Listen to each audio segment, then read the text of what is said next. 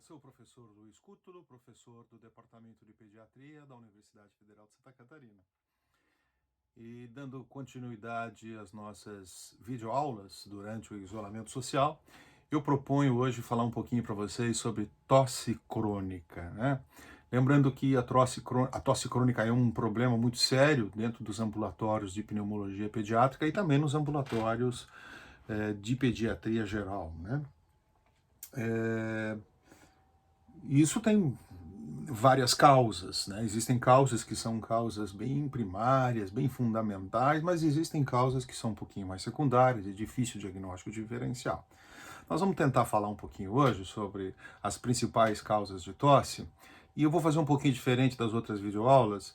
Eu vou fazer não partindo da tosse propriamente dito, mas eu vou partir nos casos mais importantes, mais comuns, eu vou partir de situações clínicas reais, como que elas se apresentam no cotidiano de práticas do pediatra, ou do pneumologista pediátrico, ou do médico de família, como que se apresenta clinicamente, para depois a gente discutir. Algumas eu não vou nem mostrar caso clínico, que são os casos mais improváveis, tá bom? Mas o que é a tosse, né, na verdade? O que é a tosse? A tosse é um mecanismo reflexo, é um mecanismo de defesa, tá? Você, na verdade, você faz uma inspiração profunda, você inspira, quando você chega no pico dessa inspiração profunda, há um fechamento da corda vocal, da glote e da epiglote, e depois, subitamente, há um relaxamento do diafragma com contração de toda a musculatura acessória, tentando expelir algo que não está fazendo muito bem para a pessoa, né? A tosse, o objetivo é eliminar secreção, resíduos que ficam na via aérea, que você eventualmente inala quando você respira, acúmulo de muco, quando ele está até aumentado por conta de uma infecção, alguma coisa assim. Mas também ele serve para evitar, por exemplo, que você aspire para o pulmão, tá? O que dá? Quais são os receptores de tosse que nós temos na via aérea? A primeira coisa, é bom lembrá-los que o alvéolo não tem receptor de tosse. Tá? Não tem receptor de tosse. Mas toda a via aérea e também a pleura tem um importante receptor de tosse. Tá bom? Bom, vamos então, eu vou ler o primeiro caso clínico. É um caso real, tudo que eu vou ler de caso para vocês é um caso real, para poder depois, a partir da apresentação dos casos, fazer uma leitura deles, tá bom? Vamos lá, situação problema número 1, história. Menino de 2 anos apresenta, segundo a mãe, um quadro de tosse há 4 meses. A tosse é seca, majoritariamente, mas ela acha que há períodos em que a tosse parece produtiva. Quando vai ao médico, é informada que o pulmão da criança está normal, não tem secreção pulmonar nenhuma, não tem nenhuma ausculta atípica ou anormal dos pulmões. Ela não percebe que essa tosse ocorre em algum período especial do dia, e disse também que, junto com isso, a criança tem sempre uma gripezinha, um resfriado que nunca cura. A sensação da mãe é tipo assim, minha criança está sempre resfriada, está sempre gripadinha. O nariz está sempre escorrendo durante um certo período, mas também tem dias de melhora, tem dias de piora, e assim como a tosse. Nesses 4 meses, já apresentou 4 episódios de febrícula, acompanhada de piora da tosse e aparecimento da coriza. Então ela disse o seguinte, nesses 4 meses, toda vez que apresentou uma dessas febrículas, outras vezes não apresentou, houve um aumento da secreção nasal, né? Começou a produzir muco no nariz, e junto com a febrícula, a secreção nasal e a obstrução, a criança tem uma piora da tosse, né? E ela relaciona o quadro com uma coincidência. Ela falou assim, olha, não é coincidência, faz 4 meses que o meu filho foi para creche, talvez tenha alguma coisa aí. Fez pré-natal, usou apenas sulfato ferroso, a mãe, não teve intercorrências, o parto foi normal, foi no HU, não teve problemas nenhum, nasceu bem o menino, pesando 3,3 kg e recebeu alta rapidamente. Recebeu aleitamento materno exclusivo durante 4 meses, depois desse período a mãe teve que voltar ao trabalho, então a criança ficou aos cuidados da avó. Tá? Há 4 meses ela teve que colocar a criança na creche, por conta dos problemas de saúde da avó em decorrência da idade. A avó já não podia mais cuidar da criança, ela botou na creche. Os pais não são tabagistas, as vacinas estão de acordo com o calendário, não há história de atopia, não há história de asma pessoalmente e nem na família. A criança atualmente come bem, come de tudo, as refeições são feitas na creche. O exame físico durante a consulta mostrava uma criança em bom estado geral, uma impressão geral excelente, corado, eupineico, afebril, sorridente, uma boa qualidade de olhar, ouvidos sem alteração, tonsilas grau 1, sem congestão ou secreção. Mas tinha uma secreção hialina discretíssima no nariz, com uma secreção mais seca no orifício, mais externamente na narina. Né? Ausculta pulmonar, som brônquico, murmurio vesicular e sem ruídos adventícios. E aí? O que vocês acham que essa criança pode ter? É pena que nós não podemos estar interagindo, mas o que pode ser isso? Olha, veja bem. Há 4 meses, uma criança pré-escolar, 4 meses, foi para a creche. Há 4 meses, a mãe relata uma tosse. Há 4 meses, a mãe fala, desde que entrou na creche, parece que está sempre resfriado e o resfriado não cura. Nesses 4 meses, apresentou alguns episódios de febrícula, onde ela notou piora da secreção nasal e piora da tosse. E aí? Isso não tem nome. Sabe? Não está nos livros isso, mas é a síndrome da creche, tá? Causa de tosse crônica? Tosse crônica recorrente. Como é que a gente poderia chamar isso? Os sintomas dessa tosse da síndrome da creche são coincidentes com a entrada da criança na escola, tá? É mais comum em pré-escolares. Os sintomas, eles tendem a ser perenes, porque a criança, depois que ela entra na escola, ela fica um período de adaptação onde ela tem muito contato com vírus novos na vida dela. Então, ela fica como se tivesse a sensação dos pais é essa mesmo, parece que não cura. Pegou um resfriado e não se curou mais. Mas não é isso. É que a criança pega um resfriado, já pega um outro, quando está convalescendo de um, já pega outro, e assim vai, e a criança fica com uma tosse que não passa e que tende a piorar cada vez que agudiza um quadro de IVAS viral nova, né? Então esse é um quadro que caracteriza bastante o que a gente chama de síndrome da creche, e não é uma tosse crônica verdadeira, né? Na verdade, ela é uma tosse que é em decorrência de repetidas infecções respiratórias superiores, né? Vamos passar para um segundo caso que também é bastante comum. O menino tem 7 anos, apresenta uma tosse seca há cerca de um mês. O início do quadro apresentou uma febre, 39 graus, então foi uma febre relativamente alta, né? Acompanhado de muita dor no corpo, calafrios, dor de cabeça e um pouco de dor de garganta. Olho vermelho, coriza, obstrução nasal. A febre durou 3 dias. Os sintomas catarrais duraram cerca de 10 dias, mas a tosse seca se mantém até hoje.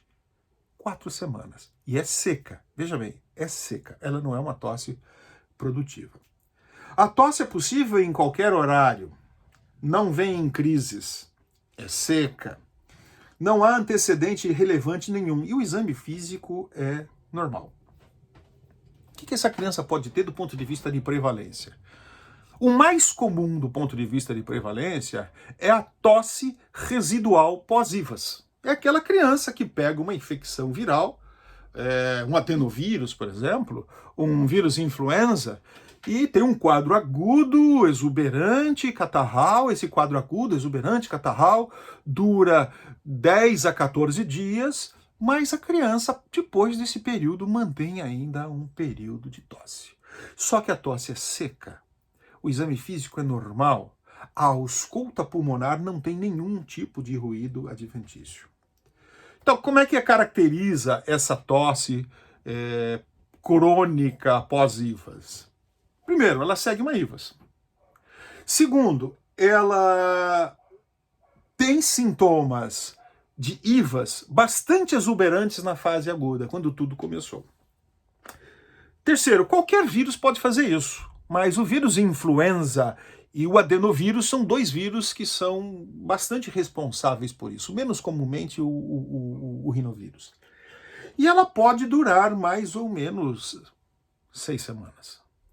Veja bem, pode chegar a 6 semanas. Então é uma tosse residual pós-IVAS. É essa tosse que tem sido muito estudada. Vocês podem encontrar material no portal Cochrane, no UpToDate. Essa é a tosse chata que aparentemente não tem um tratamento específico, leva a criança ao consultório, ao ambulatório, por vezes à emergência, e não tem uma cura específica, tem que ter paciência. Mas é essa tosse crônica, a tosse residual pós-IVAS, que tem sido mais estudado com o tratamento com mel. Tá bom? Tem um grande pesquisador na Itália, na cidade de Bergamo, que faz muitos estudos sobre o uso do mel nessa situação, evidentemente em crianças maiores de 1 ano de idade. Tá bom? Ok? Então já falamos da síndrome da creche, já falamos da tosse residual pós-IVAS. Vamos ao terceiro caso. Esse caso é interessante. Pedro tem 4 anos. Há 4 meses apresenta uma tosse produtiva. Tosse tanto de dia quanto de noite. No início do quadro, apresentou uma IVAS, com febrícula de duração de 2 dias. Já foi a vários médicos, já recebeu azitromicina 5 dias, já recebeu prednisona e prednisolona 2 ciclos de 5 dias, já recebeu xarope para tosse, 2 ciclos, e como não resolvia essa tosse, 4 meses tossindo e tosse produtiva, e falaram, bom, de repente é o momento de ir num pneumologista pediátrico. Essa criança não tinha história nem de asma, nem de atopia, os pais não são tabagistas, não tem história de engasgo, a criança estava num bom estado geral, eupineico, afebril, corado, tossiu várias vezes durante a consulta e o médico pôde perceber que sim, a tosse era produtiva.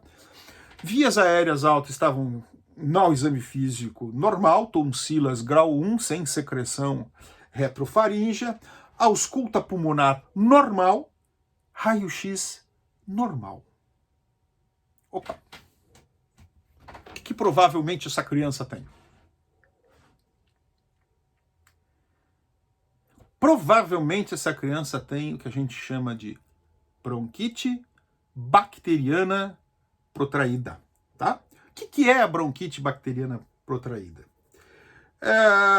É uma criança que apresenta uma tosse produtiva superior a 4 semanas, geralmente pós um quadro de IVAS, e é uma causa comum de tosse crônica. Na Grã-Bretanha, para vocês terem uma ideia, é a principal causa de tosse crônica que pneumologista pediátrico atende, né? Já na Austrália, 41% das crianças que procuram o pneumologista são encaminhadas por pneumologistas pediátricos, 41% tem a bronquite bacteriana protraída, tá? Bom, quais são os critérios diagnósticos para você pensar numa bronquite bacteriana protraída? Primeiro, a tosse tem que ter mais de 4 semanas. Evidentemente que tem um questionamento, porque para chegar a 4 semanas, essa criança passou por um período de 3 semanas de tosse. Eu vou esperar a criança chegar a 4 semanas para poder fazer o diagnóstico definitivo? Às vezes não.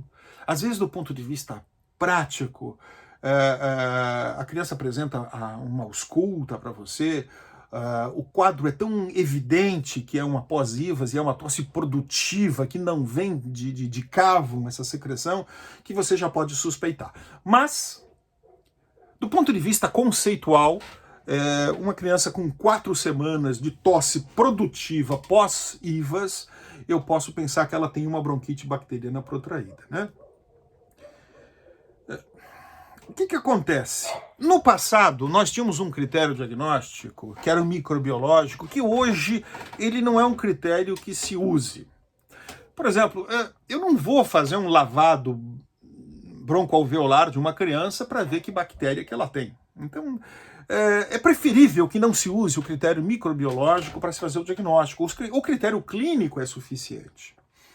Qual é o critério clínico, então? Então, uma criança pode dar em qualquer faixa etária, mas que tem uma tosse pós-IVAS, e essa tosse é claramente produtiva. Veja, é critério diagnóstico que a tosse seja produtiva, tá bom?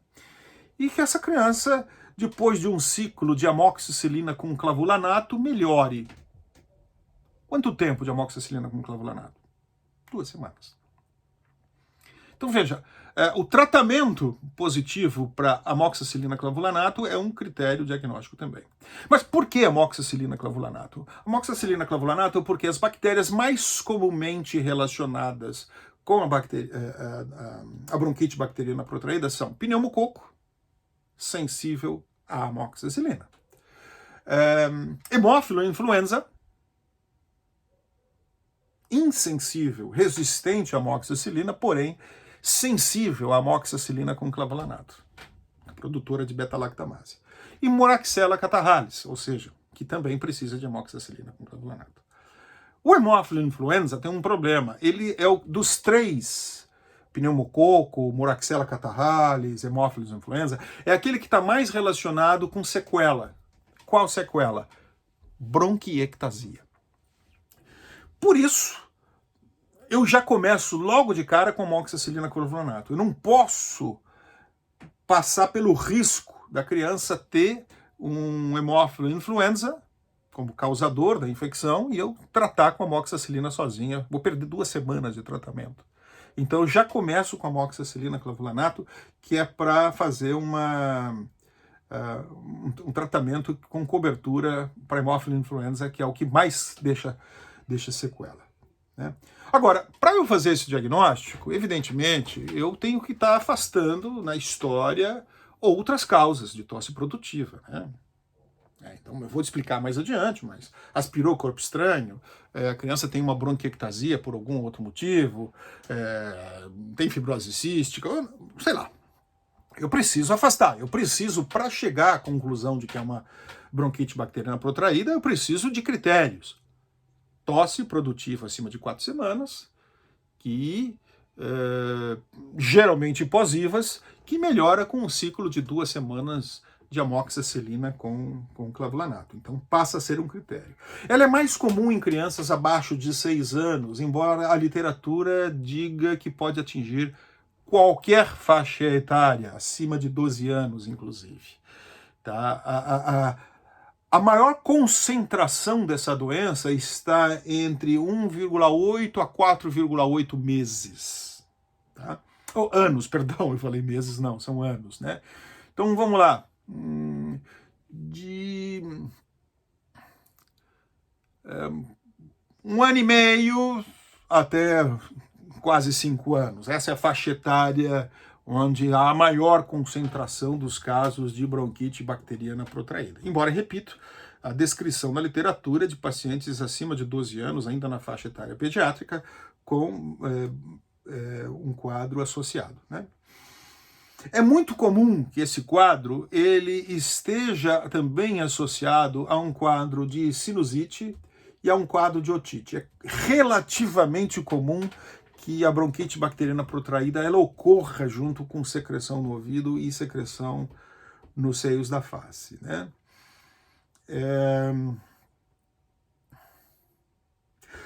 Em suma, vamos fazer um sumário para a gente entender agora. Primeiro, a tosse é produtiva e crônica. 2, a criança aparenta bem. 3, a ausência de qualquer outro sinal de doença crônica. 4, a ausculta geralmente é normal. Geralmente. Mas, eventualmente, você pode encontrar estertores grossos, estertores bolhosos na ausculta dessa criança. O raio-x, de uma forma geral, é normal, mas você também pode perceber sinais indiretos de edema peribrônquico. Tá? Pode aparecer isso já no raio-x, um olhar mais atento para o raio-x. Espirometria é normal. Sibilância não é comum que se apresente. Se a criança apresenta sibilância, você tem que colocar outro diagnóstico diferencial, que não a bronquite bacteriana protraída.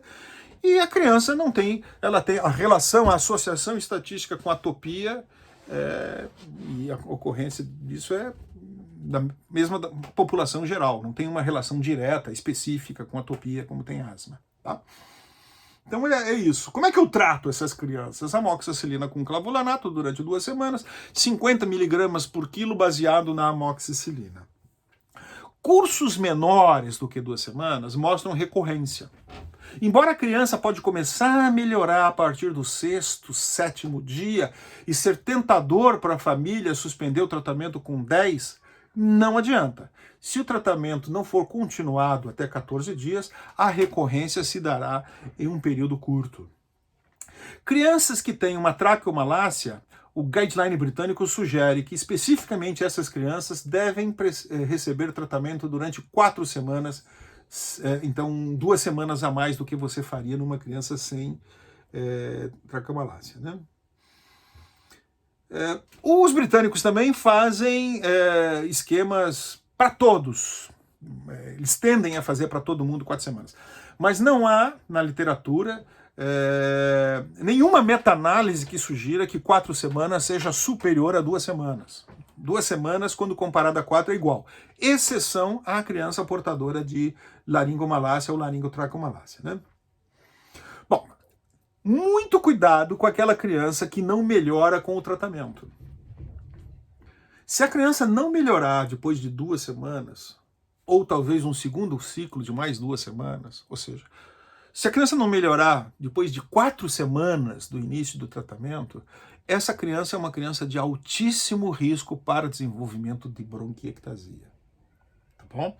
E a gente tem que ficar muito atento, porque muitos de vocês aprenderam na pneumologia de adulto, num outro momento, quando nós não conhecíamos na infância a bronquite bacteriana protraída, a bronquiectasia idiopática. Veja bem, a bronquiectasia idiopática existe, tá? Não é na questão de negar, teoricamente, a bronquiectasia idiopática. Mas o que eu quero dizer é que muitos dos adultos, hoje diagnosticados com bronquiectasia do tipo idiopática, é porque tiveram uma bronquite bacteriana protraída no passado, que não foi feito diagnóstico e tratamento adequado. Nós podemos dizer isso hoje, 2020. Mas imagina que até alguns anos atrás nós não sabíamos. A bronquite bacteriana protraída é uma entidade nosológica descrita há pouco tempo. Não se discutia isso. Nos livros de pneumologia sequer aparecia esse termo. Um passado relativamente recente. Mas ela está aí, ela existe e ela é muito frequente. Os britânicos, eles recomendam que essas crianças façam sistematicamente fisioterapia.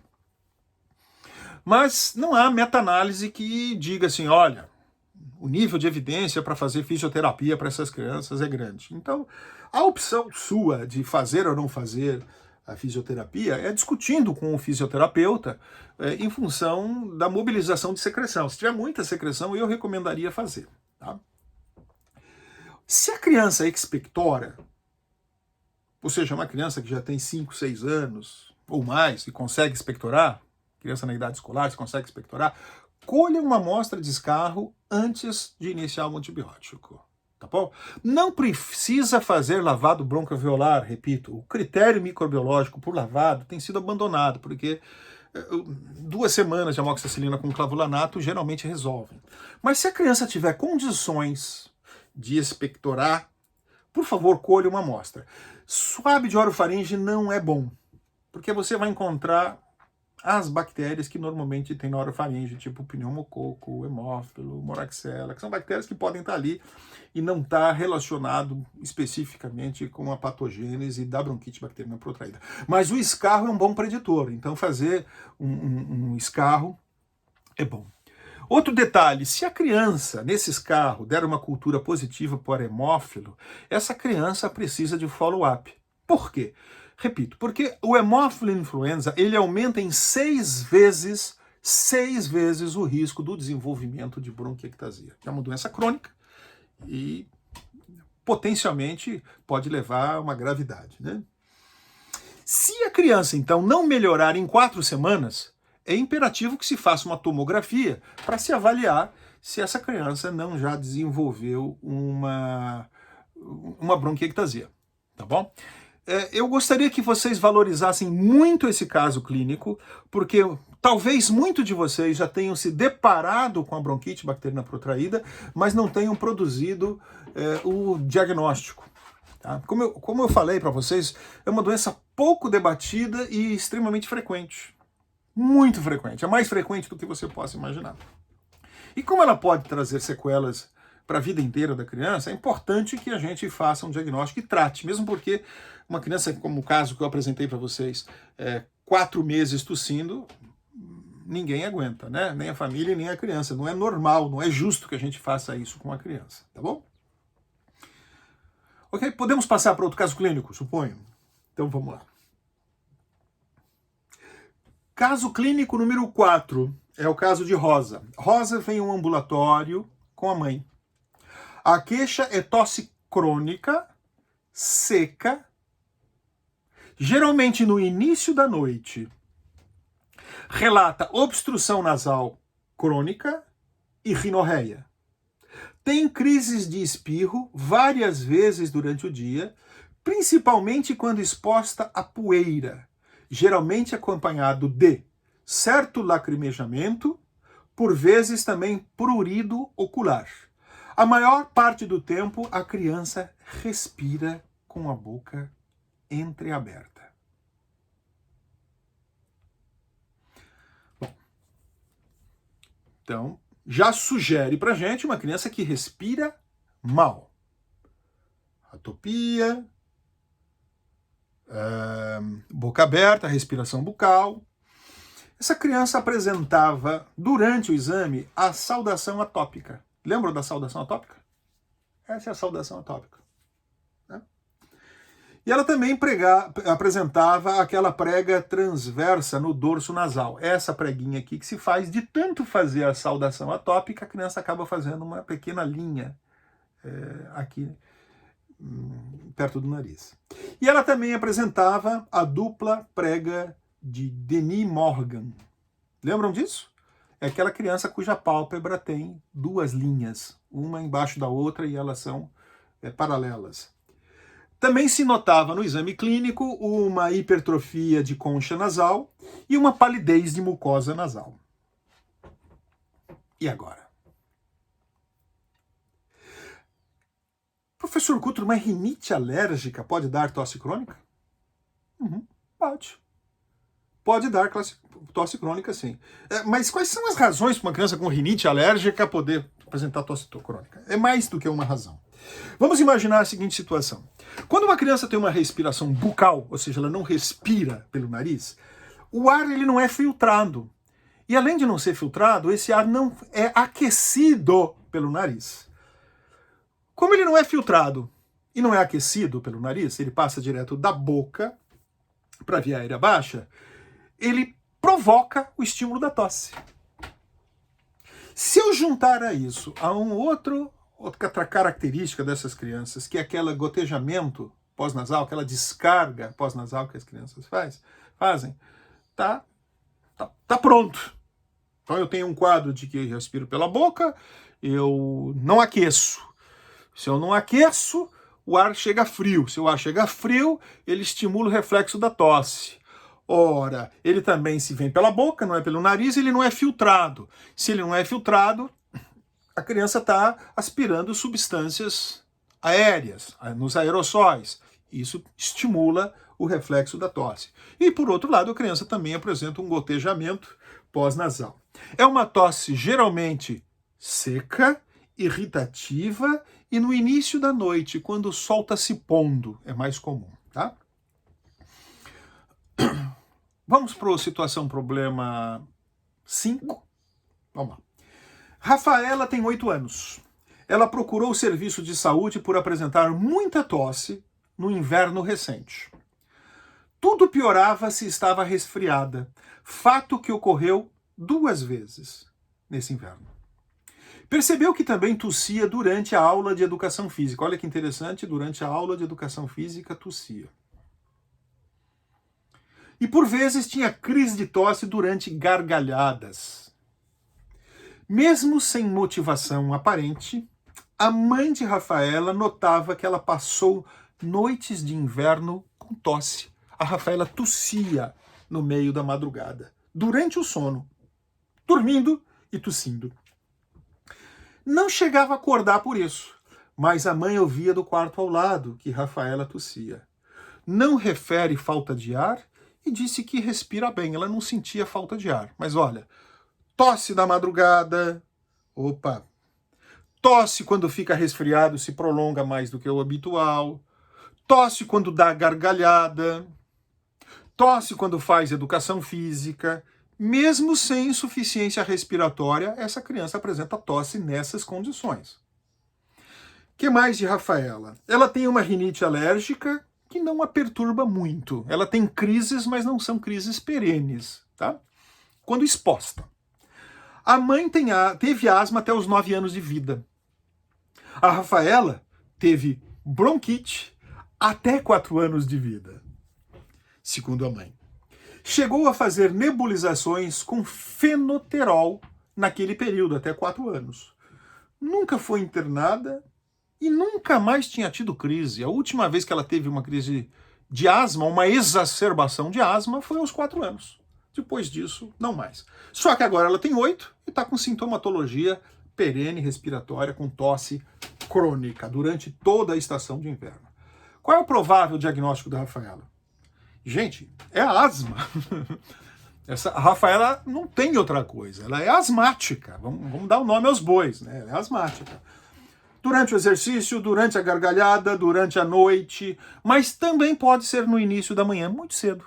O sol nascendo, tosse. Mas é muito comum que seja durante a noite. É muito característica aquela criança que tosse durante a madrugada e a família percebe do quarto essa tosse. Algumas crianças chegam a despertar com a tosse. A imensa maioria não chega a despertar. Mas é asma que essa criança tem.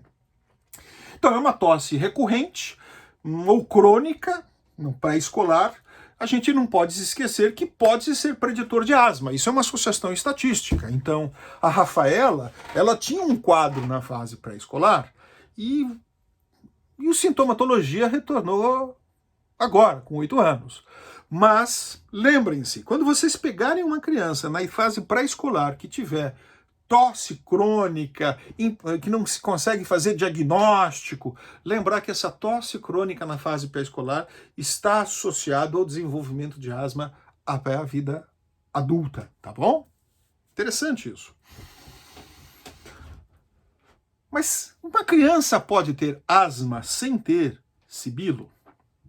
Pode. Muito comumente isso ocorre.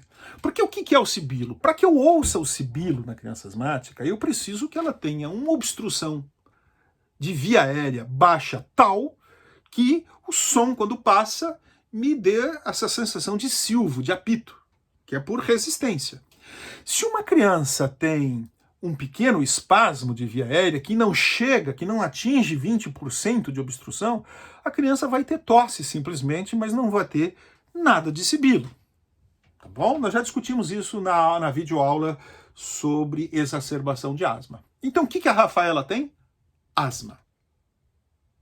O que eu poderia fazer para a Rafaela para tentar identificar isso? Uma espirometria me ajudaria bastante. Tá bom? Mas isso, o objetivo de hoje é discutir sobre tosse crônica. Nós não vamos discutir doença por doença. A bronquite bacteriana protraída, eu resolvi fazer uma pontuação um pouco mais com uma certa complexidade, porque não tem uma aula específica para bronquite bacteriana protraída. Eu incluí na aula de tosse crônica. Mas a asma tem uma aula específica, nós não vamos discutir agora sobre asma. Podemos passar para mais um caso? O caso de Aline, que tem 14 anos? Repito, todos esses casos são casos reais, tá, minha gente? Não são casos inventados. A Aline tem 14 anos, vem ao ambulatório com queixa de há 3 meses apresenta tosse. É seca. Tudo começou depois de um resfriado comum com uma discreta febre, um pouco de odinofagia, um pouco de secreção, um pouco de obstrução nasal. Tudo lá, há 3 meses. Há 3 meses. Desde o início do quadro, apresentou tosse, o único sintoma que ainda persiste. Os outros sintomas melhoraram bastante. Não vem em crise e, segundo a mãe, é uma tosse tola, leve, sem motivo aparente, mas tem tosse. Durante a entrevista, conforme a mãe relatava, Aline tossiu algumas vezes durante a tosse. A mãe falava da tosse, a Aline tossia. Quando solicitado a Aline, como é que é a tua tosse? Mostra para mim. A Aline conseguia reproduzir a tosse que sentia.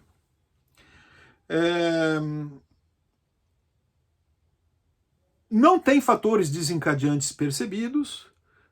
E a mãe disse o seguinte, quando perguntado, Aline tosse durante a noite? Eu disse, não. Quando ela está dormindo, ela não tosse. Ela só tosse de dia? Sim, a Aline só tosse de dia. A Aline não tem antecedentes relevantes. A Aline teve algumas tonsilites purulentas que a incomodaram durante a vida, mas tem passado bem. Ela não é alérgica, seus pais não têm asma, o seu pai é um tabagista de final de semana com os amigos, quando vai tomar uma cervejinha, acende um cigarro, mas é só isso. A mãe é professora, o pai corretor de imóveis, o exame físico geral e segmentar da Aline são normais. O que a Aline tem?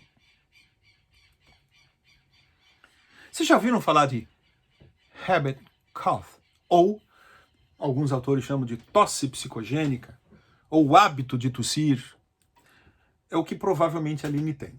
Claro que para você chegar a essa conclusão, você tem que afastar causas, através de uma boa anamnese, primeiro, causas tratáveis, de outras formas, a tosse psicogênica, o habit cough. Né? Mas algumas coisas já chamam a atenção que podem te direcionar ao tratamento. O primeiro é que não há acessos. Não é uma tosse que vem em crise, é uma tosse que ocorre, esparsa. Segundo aspecto extremamente importante, a criança não tosse durante o sono, ela só tosse em vigília. Que demônio de doença é essa que a criança vai dormir e não tosse mais? Outra característica é que ela pode aparecer, geralmente ocorre assim, após uma tosse verdadeira. Uma pequena tosse insignificante, pós-ivas, por exemplo. E a partir daí, a criança passa a tossir. Ela é comum em escolares, mas principalmente ela é mais comum na puberdade, sobretudo em meninas. Tá? É mais comum, todos os sexos são acometidos, mas a puberdade e meninas é um quadro mais nítido. Mas pode acontecer no pré-escolar e no escolar também, né?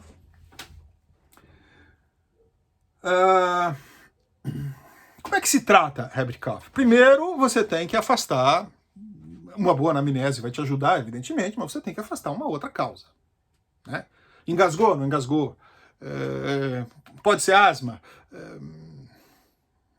É uma bronquite bacteriana protraída? Não, é seca, não sei o quê. Bom, você vai ter, daquela tua anamnese, você vai te jogar já para o diagnóstico diferencial. Se ficar em dúvida, eventualmente, um raio-x, uma espirometria, mas geralmente não é necessário. Um ouvido atento, um olhar atento, uma percepção atenta do que está acontecendo no ambiente familiar é suficiente para fazer o tratamento. A minha experiência com tratamento com habit cough é com terapia comportamental. Essa é a minha melhor experiência. Assim. As minhas tentativas de, como médico, pediatra, discutir com a família, você pode esclarecer a família, né? Claro, você pode conversar com a família para dar menos importância para aquela tosse do que ela tem sido dada durante a família, mas muitas vezes você precisa realmente recomendar que procure uma psicóloga ou um psicólogo com terapia cognitivo-comportamental. E eu tenho ótimos resultados com essa parceria, tá bom? Bom, vamos lá. Existem outras causas de tosse, agora eu não vou dar mais caso clínico, eu vou falar o diagnóstico diferencial. Sinusite pode dar tosse? Sinusite pode dar tosse. A sinusite, geralmente a tosse, ela inicialmente é noturna, ela é seca e ela é ao deitar, tá? Mas depois ela pode evoluir para tosse produtiva e até uma tosse rouca, uma tosse rouca e um pouco incessante, tá?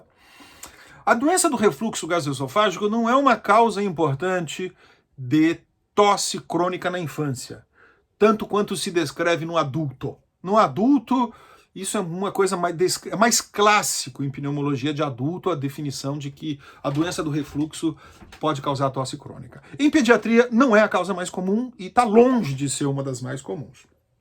Quais são os mecanismos? Não é mais de um mecanismo, né? Um dos mecanismos diz respeito à aspiração direta do material. O que eu quero dizer com isso? A criança aspira material para a via aérea, aí é a irritação química direta, e vai piorar quando a criança se deita. Então a criança se deita, comeu, se deitou, começa a tossir. E se crônico, pode levar a uma bronquiolite aspirativa difusa, tá? Tem outro mecanismo, tá? Não é só aspiração direta. Pode ser também por uma redução do pH na epiglote e traqueia. Tá? Então, a epiglote, sobretudo a epiglote com o pH reduzido em função de secreções gástricas, ela vai fazer um espasmo laríngeo. É muito comum que isso ocorra. E esse espasmo laríngeo pode levar cronicamente a criança a ter uma tosse rouca, que é alta, estridente e, problema, pode dar apneia. Tá? Então esse é o segundo mecanismo porque a doença do refluxo gastroesofágico pode dar tosse. E o terceiro mecanismo é por irritação química do esôfago, que vai promover uma broncoconstricção reflexa. Então aí tem a ver com esofagite. Tá? Essa irritação química no esôfago ela é capaz de produzir reflexamente uma broncoconstricção, e essa broncoconstricção ser a geradora da tosse, sem que a criança tenha feito laringoespasmo ou espasmo por redução do pH da epiglote e sem que tenha uma aspiração de conteúdo gástrico para o pulmão. Então a criança tosse por mecanismo reflexo, geralmente quando a criança tem na doença do refluxo gastroesofágico, manifesta com esofagite. Tá? As síndromes disfágicas, as disfagias, são causas relativamente comuns em crianças com neuropatias crônicas, por exemplo, né? Crianças com fissuras palatinas, ou fístula tráqueo-esofágica, criança com macroglossia, criança com retrognatia. Então são todas as crianças sujeitas à disfagia, e essas disfagias promovem síndromes aspirativas provocadoras de tosse. Tá? Aspiração de corpo estranho, por favor, é uma causa sim de tosse crônica, e valorizem, por favor, a história de engasgo. Geralmente a mãe atenta é capaz de matar essa charada para vocês com a simples pergunta: engasgou? Teve algum engasgo? A senhora se lembra de ficar engasgado com algum tipo de alimento? Amendoim, pipoca, milho, feijão, essas coisas todas. Então, tem que ser investigado na tosse crônica a possibilidade da criança ser ter feito uma aspiração de corpo estranho que não foi retirado. Né? Desconfiem também se vocês radiografarem essa criança e tem uma telectasia persistente ali no mesmo lugar e que não melhora, aí já foi radiografado de novo e está lá aquela telectasia que persiste. Essas crianças são sujeitas a terem no diagnóstico uma aspiração de corpo estranho. Outras infecções, que não a bronquite bacteriana protraída, também podem produzir tosse crônica, tá? Coqueluche, por exemplo. Coqueluche, só que coqueluche tem uma tosse espástica característica, não é objeto de hoje conversar sobre coqueluche, mas como tosse, mas a tosse da coqueluche, aquela tosse que vem em crianças pré-escolares e escolares, que é uma inspiração e uma expiração em salva tossindo, sem intervalo. É um... depois uma inspiração profunda, né? Clamidófila pneumônia, capaz de produzir tosse crônica. Micoplasma pneumônia, capaz de produzir tosse crônica. Tuberculose é uma coisa que a gente tem que pensar naquelas tosses inexplicadas, com história de uma febre que não se define muito bem, é uma febrícula, é à noite. Perda de peso, história de alguém tossindo cronicamente em casa. Ou seja, tuberculose, no país que vivemos, ela entra claramente no diagnóstico diferencial de tosse crônica. Mas pensar também em infecção fúngica em caso de pacientes com broncopatia crônica ou doenças crônicas que usem imunossupressores, né? A bronquiolite obliterante, que é uma sequela de uma bronquiolite geralmente causada por adenovírus, ela também pode levar à tosse crônica. Mas a criança tem uma história pregressa de uma bronquiolite grave que necessitou de ventilação mecânica. E geralmente o adenovírus é o que está implicado, embora o vírus sincicial respiratório também possa produzir bronquiolite obliterante, o adenovírus ele é bastante implicado nisso. Já as bronquiectasias, as tosses são geralmente são produtivas, né? As tosses da bronquiectasia. É uma tosse matinal, a criança acorda com um volume grande, que está parado nas vias aéreas durante a madrugada toda, por baixa mobilização, por respiração um pouco mais branda, né? Então, se acumula secreção durante a madrugada e as crianças com bronquiectasias têm uma tosse produtiva muito grande pela manhã. Não é comum tosse noturna, a menos que a criança já tenha quadros graves, por exemplo, uma fibrose cística, né? Mas é mais comum amanhã ao acordar, né?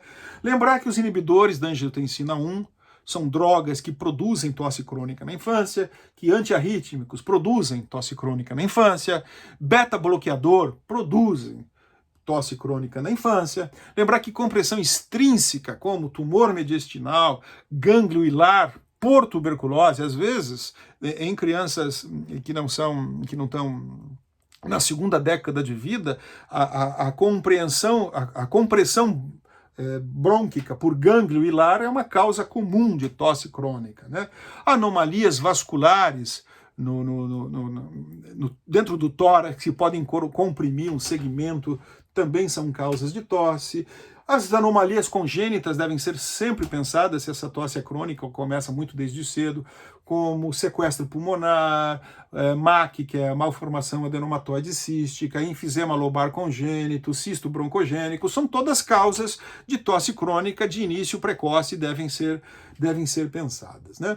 O diagnóstico geralmente é clínico, uma boa história, um exame físico, geralmente matam essas charadas, mas eventualmente você vai precisar de um raio-x, de uma espirometria, numa dosagem de cloro no suor para afastar uma fibrose cística, uma dosagem de imunoglobulinas para ver se essa criança não produziu bronquiectasias por uma imunodeficiência primária, uma pH-metria por vezes é necessário, por vezes a tomografia também é necessária, mas eu queria lembrá-los que tudo começa com uma boa anamnese, uma excelente anamnese, um bom olho no olho dos pais, uma boa percepção do contexto do que pode estar acontecendo com a criança, uma boa anamnese, isso geralmente vai ajudá-los, queridos alunos, residentes, a fazerem o diagnóstico da tosse crônica.